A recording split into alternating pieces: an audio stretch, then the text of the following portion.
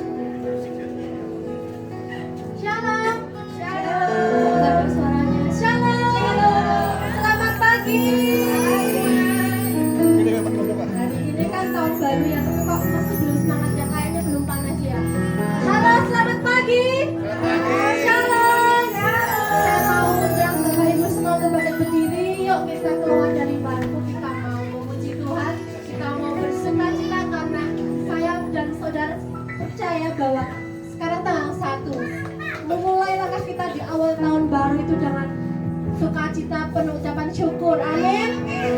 Mari kita bersatu di dalam doa. Kami bersyukur Tuhan untuk penyertaan 1 tahun yang lalu Tuhan. Kami percaya bahwa hari ini kami mau melangkah memulai tahun yang baru semua dengan langkah yang dapat dari Engkau Tuhan. Kami mau beserta Engkau. Terima kasih Tuhan, kami mau menyerahkan hidup kami, bentuk kami Tuhan, supaya kami menjadi pribadi yang baru di awal tahun yang baru ini Tuhan. Terima kasih Bapa, kami menyerahkan hidup kami semuanya ke dalam tangan kuasa-Mu. Mari yang siap memuji Tuhan dan mau mengucap syukur di dalam Tuhan, sama-sama kita katakan amin. Siap memuji Tuhan. Kita bisa mulai.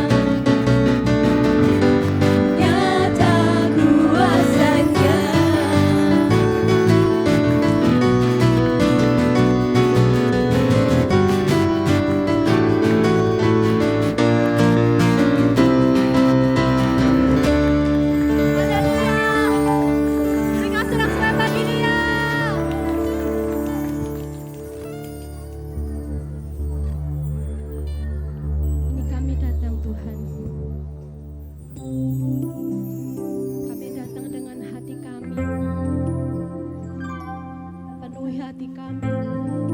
Penuhi hati kami seturut kehendak-Mu Tuhan. Kami mau menjadi bejana yang siap dibentuk oleh tangan kuasa-Mu Tuhan.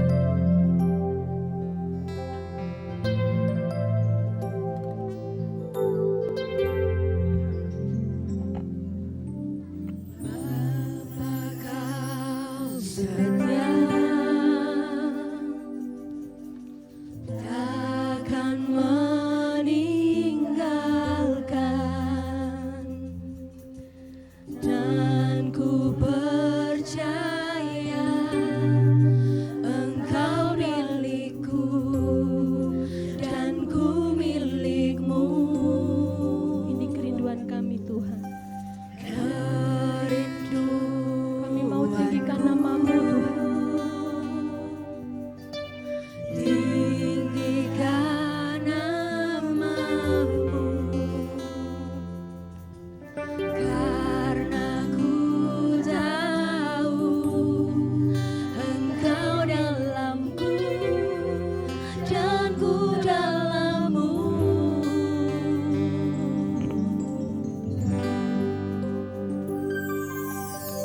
Ubah hatiku seperti hatimu, setulus hatimu, kasih-Mu Tuhan. Biar mataku seperti mata-Mu, panjangkan kasih-Mu, ku mau jadi seperti-Mu.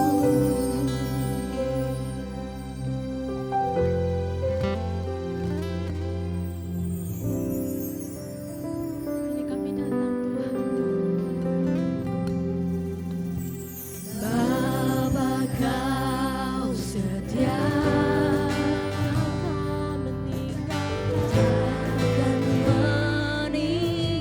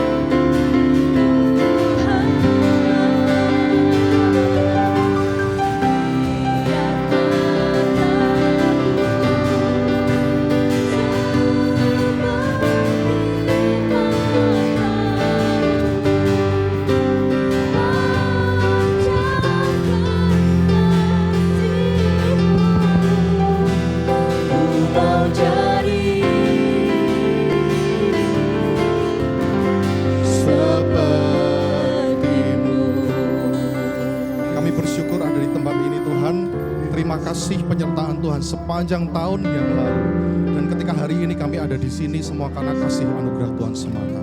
Terima kasih Tuhan beri kesempatan buat kami untuk bersukacita di tempat ini, bersekutu bersama, beribadah meninggikan nama Tuhan di tempat ini. Biarlah setiap orang dari kami boleh merasakan berkat Tuhan di awal tahun ini tercurah bagi kami. Makasih Tuhan, terima kasih kami bersyukur.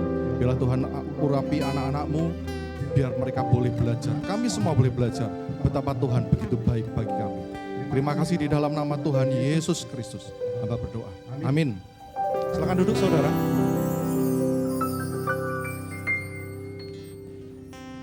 Saudara senang di tempat ini? Amin ya. Ini mungkin kalau tiap minggu di sini mungkin enggak ini, Mbak Haryati, Mbak Santi, iurannya lancar enggak ini? Kalau enggak lancar mungkin enggak bisa setiap minggu. Ya, saudara, hari ini itu hari yang pertama dalam minggu ini. Ya, hari Minggu itu selalu hari pertama. Kalau hari Sabtu, hari ke-7 itu hari Sabtu.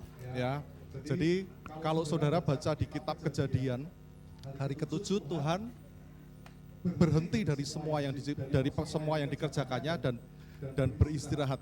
Nah, hari Sabtu adalah hari beristirahat, hari Sabat bahasa Ibrani dari kata 7 itu hari Sabtu. Jadi ini hari pertama. Kita berkumpul di sini pas hari pertama minggu ini, hari pertama bulan ini dan hari pertama tahun ini. Ini momen yang mungkin cuma 7 tahun sekali nih tanggal 1 Januari hari Minggu. Tapi kita bersyukur ada di tempat ini. Kalau saudara baca berita atau nonton berita di Amerika, di Jepang, di Kanada semua sedang ada cuaca ekstrim, dingin ekstrim, salju betul-betul mengganggu semua aktivitas. Banyak orang meninggal, tapi kita di sini diberkati dengan pemandangan yang luar biasa, dengan cuaca yang sangat baik. Nikmat mana lagi yang kau dustakan, ya kan? Ya, saudara. Jadi kita bersyukur dan hari yang baru. Tadi Mbak Santi katakan hari ini kita buka lembaran baru.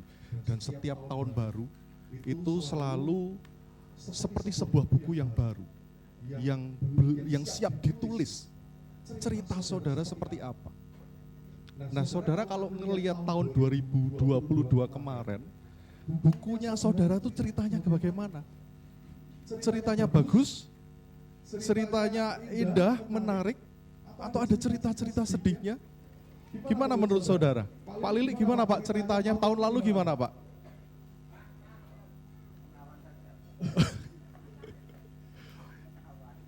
Menawar. Ya. Oh menawan ya. Ini kata yang lama sekali nggak kedengeran di kata menawan ya. Tapi setua kita itu pasti punya cerita di tahun 2022 dan kita punya harapan di tahun 2023 itu ceritanya itu mestinya ditulis dengan baik. Amin ya saudara. Ya. Nah, banyak orang menganggap bahwa momen tahun baru itu adalah momen berubah. Pas sekaligus pas tahunnya baru kita memulai sesuatu yang baru. Ya, dan banyak orang kemudian membuat resolusi. Saudara mesti tahu namanya resolusi. Aku pengen tahun ini berat badanku turun lah berapa kilo gitu ya. Terus tahun ini mungkin aku pengen baca buku lebih banyak. Tahun ini aku pengen jadi lebih sabar. Tahun ini aku pengen belajar lebih rendah hati.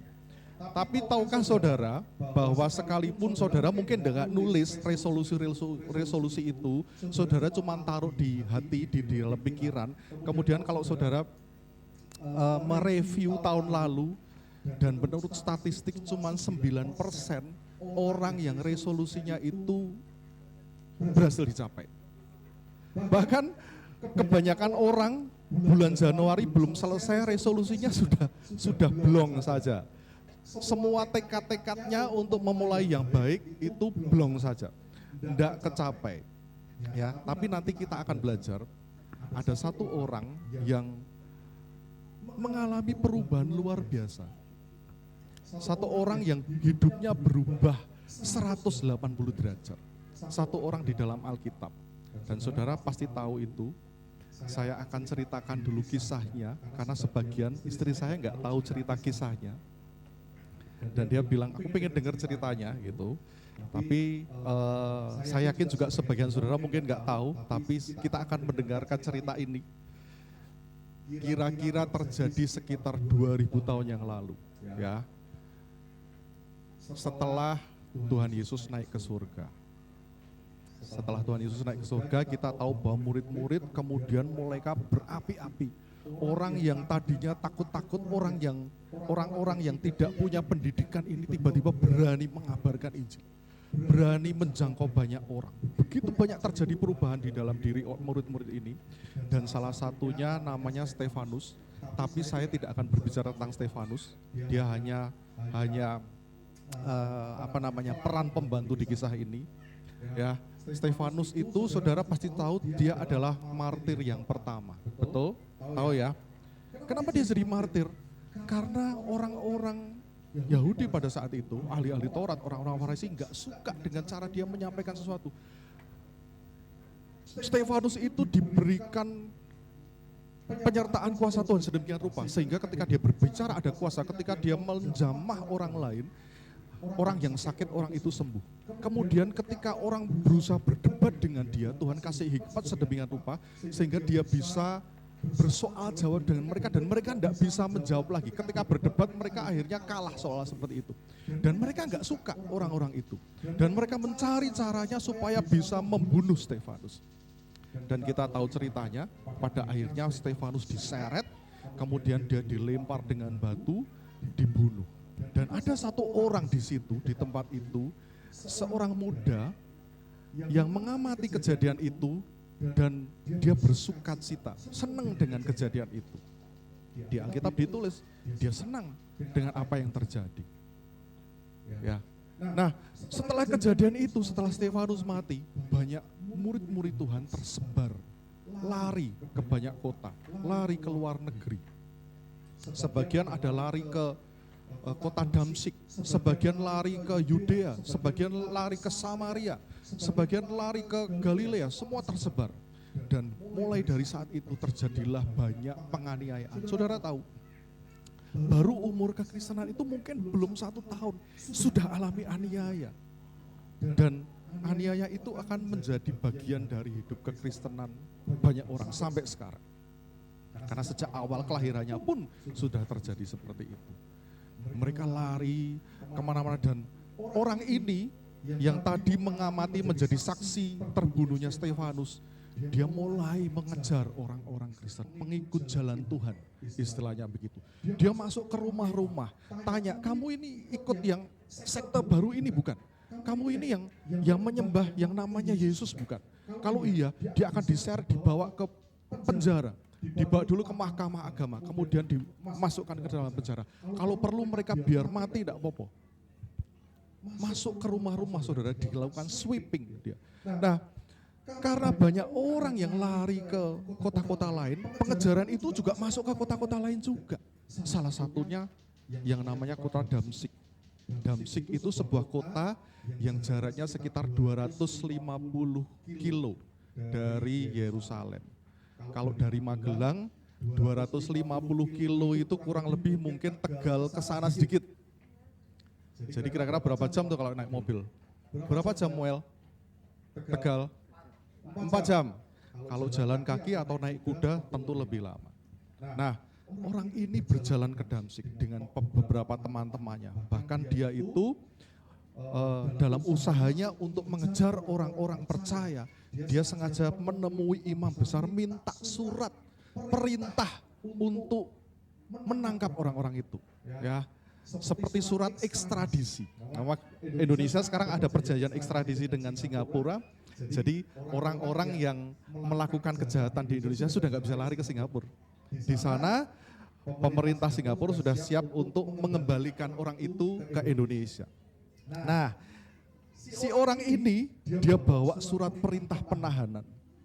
Mau ngejar orang-orang Kristen, kemudian nanti dibawa ke sana, dibawa ke pemimpin-pemimpin agama di sana, minta izin untuk menangkap orang-orang itu. Tetapi saudara, sesuatu terjadi dalam perjalanannya dia, di tengah jalan. Saya nggak akan lama-lama, karena hari ini kita banyak padat acara. Tiba-tiba saudara, sebuah sinar terang benderang menyinari dia. Sehingga saking terangnya dia tidak bisa ngelihat.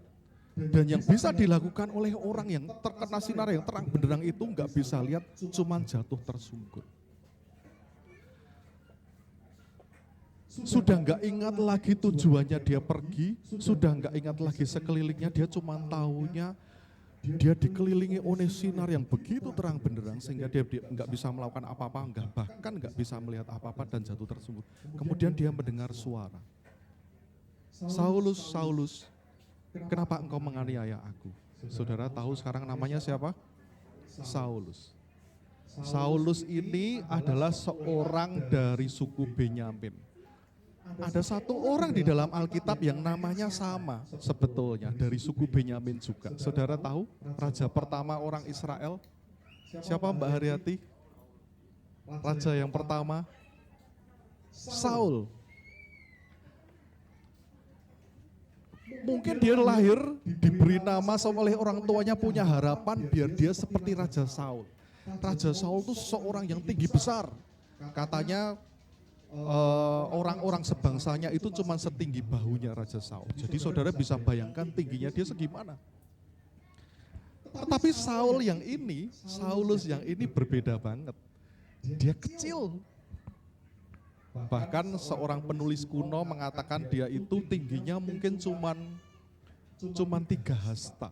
1 hasta itu setengah meter, jadi kalau 3 hasta itu cuma 1,5 meter. Kecil sekali saudara. Makanya dia mungkin gak terlalu suka dengan nama Saulus dan dia lebih suka dipanggil Paulus. Paul atau Paulus. Nah, Paulus inilah yang kita akan belajar hari ini bagaimana hidupnya berubah. Dari seseorang yang menganiaya orang-orang percaya, ada satu pengalaman yang mengubah hidupnya sedemikian rupa sehingga hidupnya berubah 180 derajat. Setelah dia mendengar suara Saulus, Saulus, kenapa engkau menganiaya aku? Dia bertanya, siapa engkau Tuhan? Dia cuma dengar suara. Sekelilingnya enggak ada yang dengar. Kemudian suara itu berkata lagi, akulah Yesus yang kau aniaya itu. Sekarang kamu pergi, kamu mau ke Damsik, pergi sana ke Damsik, kamu temui seseorang. Ya. Dan pada saat yang sama, saudara, Tuhan berikan penglihatan pada seseorang yang tinggal di Damsik yang namanya Ananias. Ketika dia sedang berdoa, Tuhan kasih penglihatan, Ananias, kamu pergi ke jalan lurus. Ini semua ada di Kisah Rasul pasal 9, saudara nanti bisa baca. Kamu pergi ke rumah seseorang yang bernama Yudas. Di situ ada seseorang yang berasal dari Tarsus dan dia itu menanti kamu untuk menumpangkan tangan di atas dia. Namanya Saulus. Dan ketika Ananias itu mendengar Tuhan berbicara seperti itu, dia kaget. Tuhan gak salah gitu Tuhan. Saulus itu orang yang jahat. Saulus itu orang yang kita tuh hindari karena kita tahu reputasinya begitu jelek. Karena kalau kita deket-deket dia bisa-bisa kita ditangkap, bisa-bisa kita dianiaya, bisa-bisa kita masuk ke penjara. Tuhan gak salah. Orang seperti itu tuh kan orang yang menentang Tuhan, dan orang yang menentang Tuhan tuh orang biasanya Tuhan, wes lah biar tak serahkan sama Tuhan, biar itu urusannya dia sama Tuhan, biar Tuhan yang hukum dia. Gitu. Tetapi kok Tuhan kok malah minta aku mendoakan dia. Tapi Ananias memilih untuk taat. Dia datang cari sebuah rumahnya Yudas, dan dia betul-betul ketemu seseorang yang sedang berdoa di situ. Dan rupanya Saulus ini dia mengalami kebutaan selama 3 hari, dan selama 3 hari selama dia buta itu, selama dia nunggu Ananias, dia nggak makan, nggak minum apapun.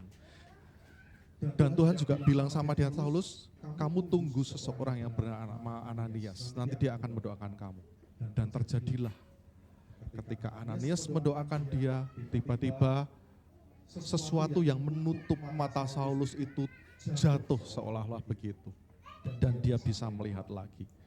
Dan kejadian ini begitu membekas sedemikian rupa dalam hidup Paulus. Sekarang saya pakai nama Paulus saja. Sehingga hidupnya berubah. Saudara tahu ketika dia menulis pada Timotius, dia bilang begini, kamu dengar ya, ini perkataan yang benar, perkataan yang tidak salah, yang mutlak betul. Tuhan Yesus itu datang untuk menyelamatkan orang berdosa. Dan di antara semua orang berdosa, kepada siapa Tuhan Yesus datang yang diselamatkan oleh Tuhan? Aku itu yang paling berdosa. Paulus bilang begitu. Dia tahu hidupnya yang paling berdosa. Dia mungkin sudah nggak ada duanya. Raono tunggale, kalau orang Jawa bilang.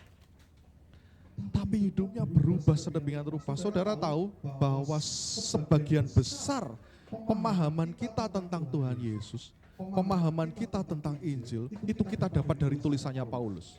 Dia menulis surat kepada jemaat di Roma, dia menulis surat kepada jemaat Filipi yang sekarang kita baca sebagai kitab Filipi, yang sekarang kita baca sebagai kitab Roma. Dia menulis surat kepada jemaat di Kolose, dia menulis surat kepada Timotius. Sebagian besar kitab dalam perjanjian lama, perjanjian baru itu adalah surat-surat yang ditulis oleh Paulus. Dan dari situ, berapa miliar orang di dunia sekarang yang percaya sama Tuhan, kenal sama Tuhan karena tulisannya Paulus. Saudara lihat, dia berubah 180 derajat dari musuhnya Tuhan, orang yang menganiaya begitu banyak orang percaya. Sekarang dia menjadi pembela Tuhan terbesar. Ya, gak ada yang menyangka bahwa Paulus itu akan berubah sedemikian rupa. Bahkan ketika dia di awal pelayanannya, dia datang ke rumah-rumah ibadah, ke jemaat-jemaat orang-orang percaya. Mereka semua gak bisa percaya. Mereka semua ketakutan. Wah, hati-hati, jangan-jangan dia ini cuma berpura-pura jadi orang bertobat. Jangan-jangan dia itu punya maksud tersembunyi. Nanti kita dibawa ke penjara, nanti kita diseret ke penjara. Tapi dia tunjukkan bahwa dia sebetulnya orang yang berubah. Nah, tahun ini saudara, IFGF kan punya tema Alive, dan Alive tahun ini adalah Alive in Character. Tahun ini adalah masa ketika kita menunjukkan karakter kita yang berubah. Yang bukan hanya berubah tapi dilihat oleh orang banyak. Yang nampak gitu loh saudara. Gak cuman berubah di dalam, tapi orang luar boleh melihat perubahan dalam hidup saudara. Seperti Tuhan Yesus bilang, katakan kamu harus jadi bukan hanya garam dunia, tapi terang dunia. Yang orang boleh melihat terang itu, dan ketika mereka melihat terang itu, mereka memuliakan nama Tuhan. Nah, tahun ini, hari ini itu adalah momennya kita semua. Momennya yang paling tepat untuk saudara untuk memulai sebuah perubahan, bertransformasi jadi seseorang yang baru. Saudara nggak perlu ingat-ingat yang kemarin, cerita-cerita mungkin Pak Lili saja yang ceritanya menawan, cerita saya kelihatannya nggak menawan itu Pak. Tapi saudara mungkin juga sebagian ceritanya tidak sebagus yang saudara harapkan. Tapi saudara tinggalkan semua yang lalu. Paulus katakan semua yang lalu itu aku anggap sampah, nggak ada gunanya lagi. Aku arahkan buat yang ke depan saja. Wes, jangan sampai semua itu gondeli saudara ketika saudara jalan koyok diseret-seret. Saudara nggak bisa lari cepat kalau masa lalu itu menggondeli saudara. Ya, tapi biarkan mata saudara terarah pada yang ke depan saja. Kadang-kadang kita berpikir bahwa kok hasilnya seperti ini ya. Tahun 2002 awal aku pengen seperti ini, tapi kok ya cuma seperti ini ya. Tapi saudara, kuncinya itu sebetulnya satu. Kuncinya bukan hanya di hasilnya, tapi di proses yang saudara lalui selama 2002 itu, 2022. Ada proses yang Tuhan kerjakan dalam hidup saudara sehingga saudara tentu berbeda di akhir tahun lalu dengan di awal tahun. Dan ketika kita memasuki awal tahun ini saudara, jalani saja prosesnya. Saudara menulis buku saudara yang kosong ini tahun ini, saudara berharap punya cerita yang bagus untuk ditulis. Tapi ketika di akhir tahun cerita itu tidak sebagus yang saudara mau, saudara coba lihat lembar per lembar. prosesnya itu tentunya baik bagi saudara. Mungkin endingnya belum kelihatan baik, tetapi prosesnya itu saudara jalani dengan baik dan ada perubahan-perubahan yang baik bagi saudara. Amin. Lalu kita pemain musik silakan ke depan. Kita akan perjamuan kudus. Mari saya ajak saudara untuk bangkit berdiri.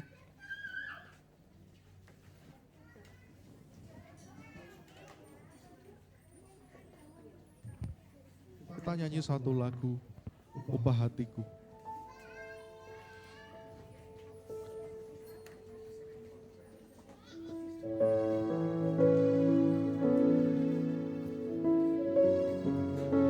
Ya,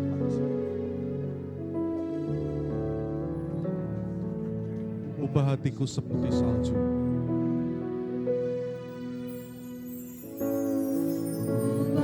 Saya undang pelayan perjamuan untuk maju ke depan.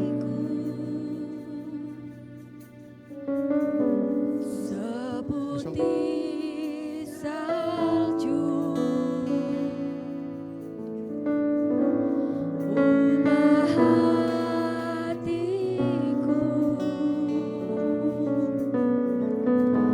seperti dirimu.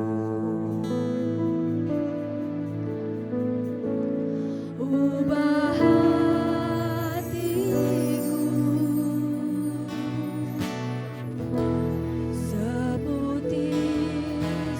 salju. Ubah hatiku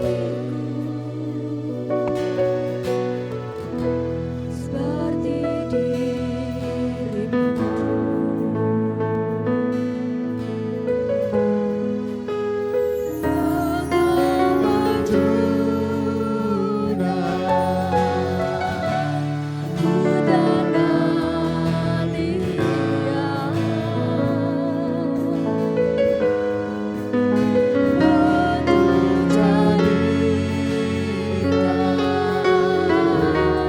dirimu.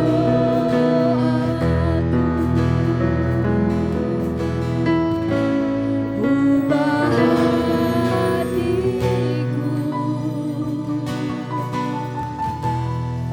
seperti salju. Ubah hatiku seperti dirimu. Kau penjara.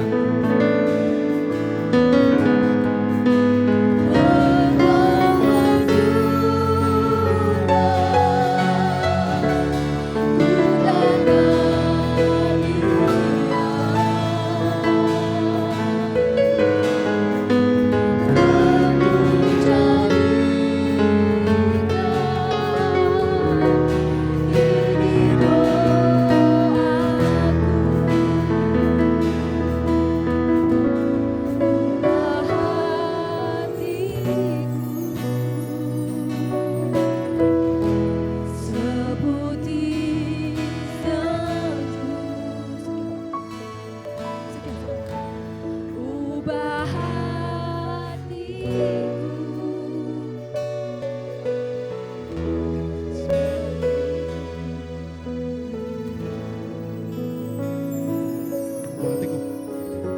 Ubah hatiku.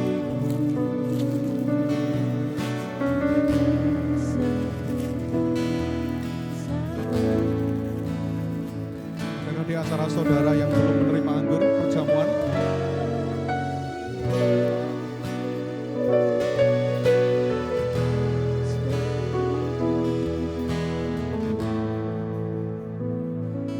ada lagi saudara yang belum menerima anggur perjamuan.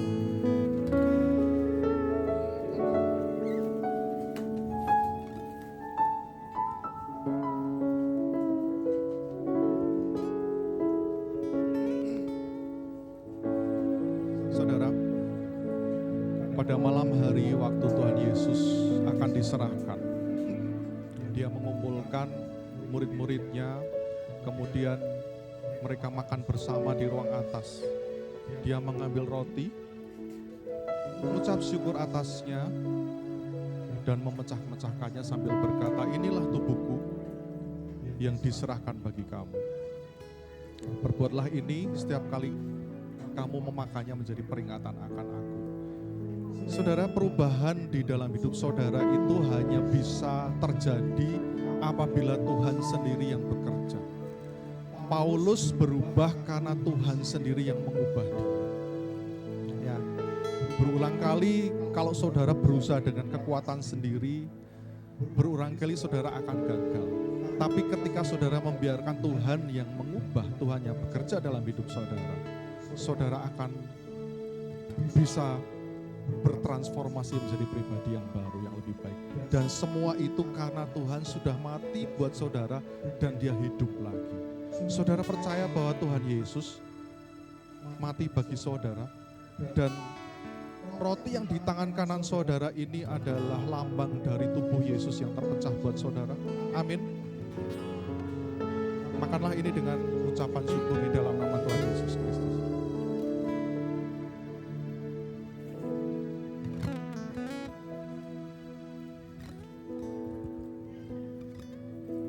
Kita pegang anggur di tangan kanan.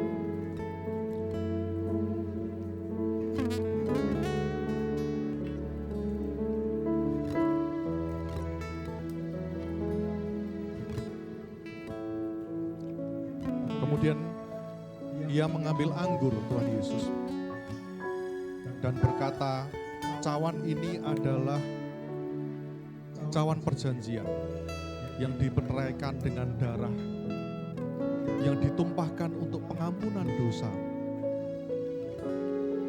Kemudian ia berkata, perbuatlah ini setiap kali meminumnya menjadi peringatan akan aku. Saudara percaya bahwa anggur yang ada di tangan kanan saudara adalah lambang dari darah Yesus yang tertumpah bagi saudara, sehingga saudara bisa berdiri di tempat ini, bisa menikmati berkat Tuhan sepanjang tahun yang lalu, dan saudara percaya bahwa ada berkat Tuhan, penyertaan Tuhan sepanjang tahun ini. Saudara percaya? Minumlah di dalam nama Tuhan Yesus Kristus.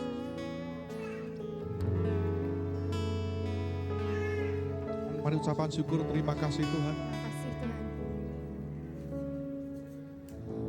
Kami bersyukur Tuhan, terima kasih. Terima kasih Tuhan untuk pengorbanan Tuhan dalam hidup kami. Terima kasih untuk tahun yang baru. Terima kasih untuk lembaran yang baru di dalam hidup kami, yang siap untuk kami tulis.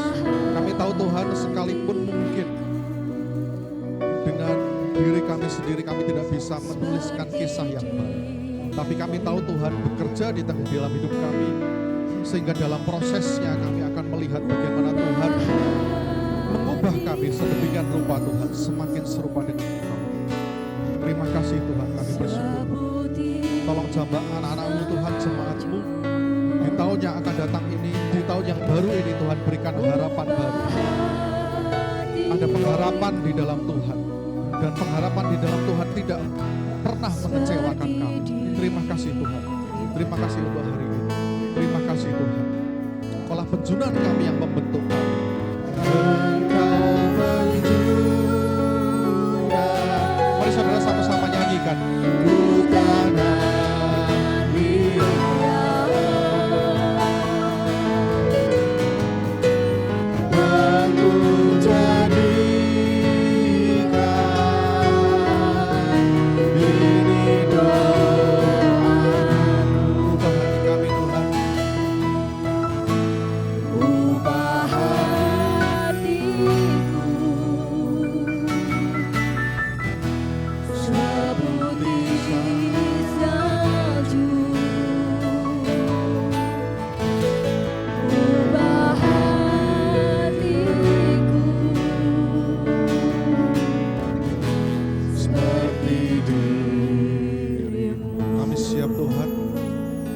bagaimana tanah liat yang dibentuk oleh Tuhan.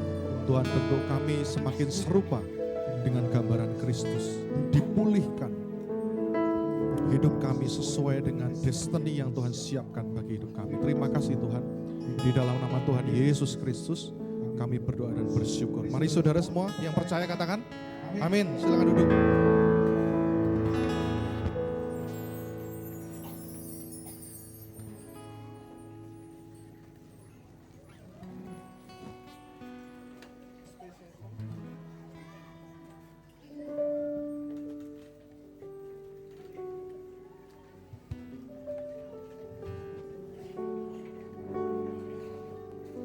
saudara, ada persembahan pujian dari Bapak Mono dan Pak Yos. Waktu dan tempat kami.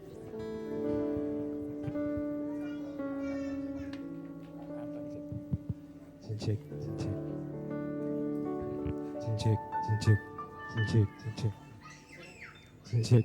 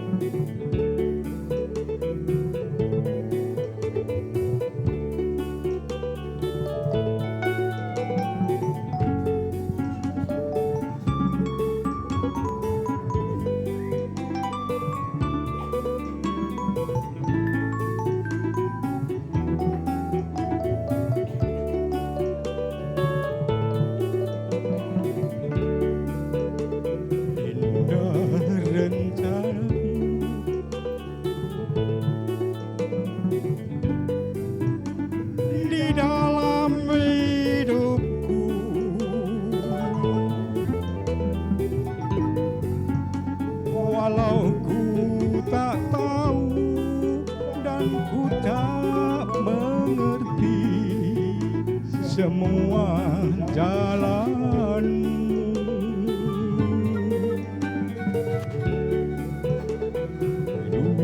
Ku tak tahu Tuhan, berat ku rasakan,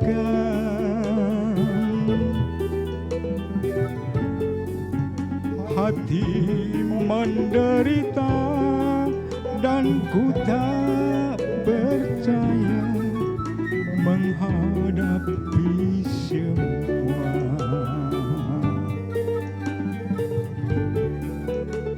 Tapi ku mengerti sekarang, kau tolong padaku.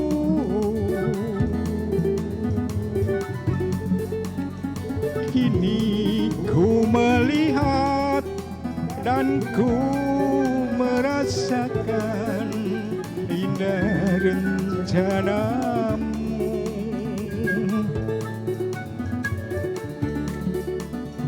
Tapi kini ku sekarang, kau tolong padaku. Kini ku melihat dan ku merasakan indah.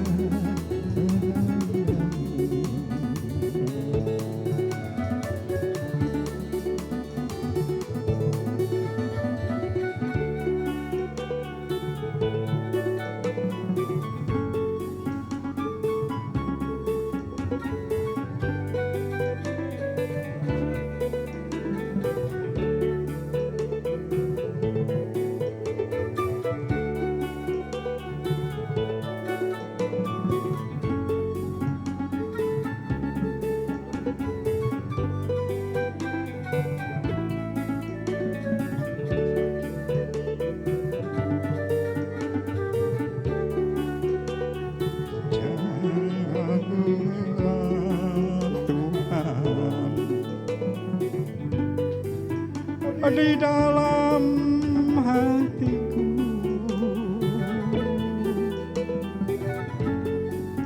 Walau ku tak tahu dan ku tak mengerti semua jalanmu,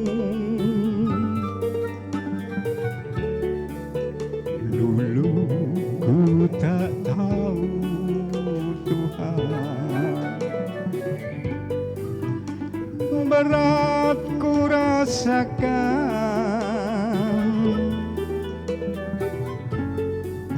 hati menderita dan ku tak berdaya menghadapi semua.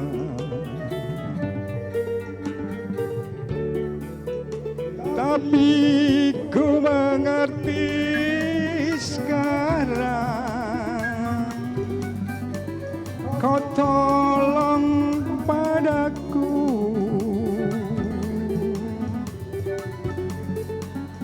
Kini kau melihat dan ku merasakan indah rencanamu.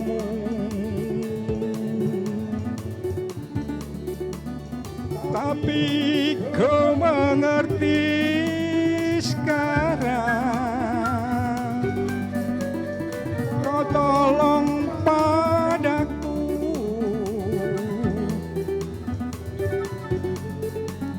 Ini ku melihat dan ku merasakan indah rencanamu.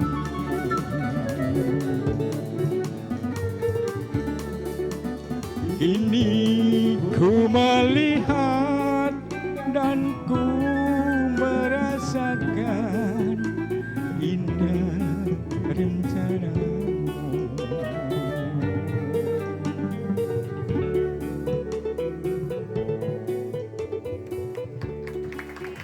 Beri tepuk tangan buat Pak Mono, luar biasa. Sudah jarang terjadi lagu keroncong kita mendengarkan. Terima kasih Pak Mono, Pak Yos, terima nuwun. Bapak Ibu Saudara, ada warta gereja. Yang pertama besok Sabtu 7 Januari ada Superbook pukul 3:30 di ruang kids. Kemudian pertemuan tin hari Sabtu juga 7 Januari jam 3:30 juga di lot of IFGF. Kemudian hari Minggu seperti biasa kita akan ibadah di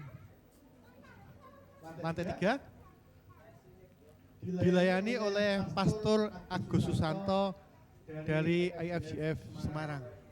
Saya juga mengucapkan terima kasih Bapak Ibu yang sudah rawuh ikut acara awal tahun ini. Apa ya? Kata kebaktian awal tahun. Luar biasa. Dan kemudian habis ini kita akan foto bersama di sini. Bersama satu keluarga kita foto bareng-bareng.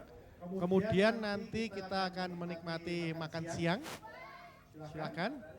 Habis diri. Kemudian nanti Bapak Ibu yang mau foto-foto booth banyak lokasi, keluarga, berduaan, kalau saya berlima, monggo nanti di sana. Sampai ujung-ujung sana boleh Bu, banyak booth sini, banyak tempat untuk foto-foto. Sak kuate panas. Ya. Terima kasih untuk acara pagi hari ini. Mari Bapak Ibu kita bangkit berdiri.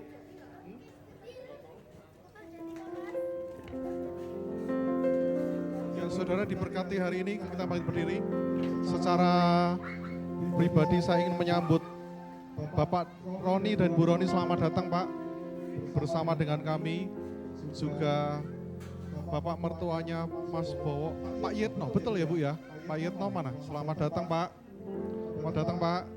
Ada juga nih adik dan adik ipar saya dan keponakan saya. Yuk kita tutup ibadah, kita berdoa, kami bersyukur Tuhan, terima kasih kami boleh menjalankan ibadah kami hari ini dengan penuh sukacita, penuh ucapan syukur. Terima kasih untuk hari yang baru, tahun yang baru yang Tuhan berikan kepada kami. Dan biarlah hidup kami boleh jalani dengan taat dan setia kepada Tuhan, menjalani proses yang Tuhan sediakan bagi kami. Berkati umat-Mu, segala hal yang mereka kerjakan Tuhan berkati, segala hal yang mereka rencanakan, biarlah mereka boleh selaraskan dengan rencana Tuhan sendiri. Terima kasih Tuhan, biarlah nama Tuhan saja yang dimuliakan di dalam seluruh kehidupan kami. Angkat tanganmu saudara, terimalah berkat Tuhan, kiranya berkat dari Allah Bapa yang mengasihi saudara, yang memberkati hidup saudara sampai hari ini, dan kasih Tuhan Yesus yang sudah mati dan bangkit bagi saudara dan menang atas maut supaya saudara mendapatkan kemenangan, dan penyertaan Roh Kudus yang menghibur saudara, menolong saudara di dalam menjalani kehidupan sehari-hari, ada bersama dengan saudara mulai hari ini sampai kali yang kedua Tuhan Yesus datang kembali. Di dalam nama Tuhan Yesus Kristus, mari semua katakan amin. Tuhan Yesus memberkati.